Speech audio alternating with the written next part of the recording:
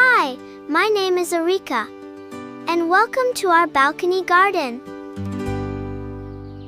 Did you know one potato can grow many more?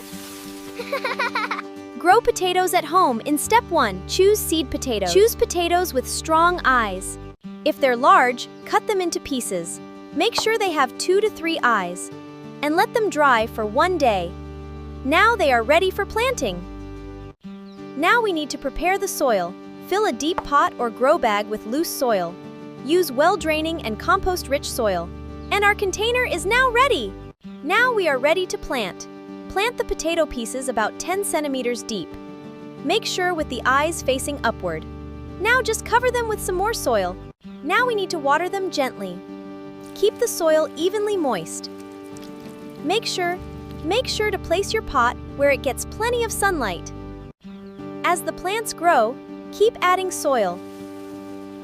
Pile it up around the stems. This will encourage more potatoes. When the leaves turn yellow and dry, it's harvest time.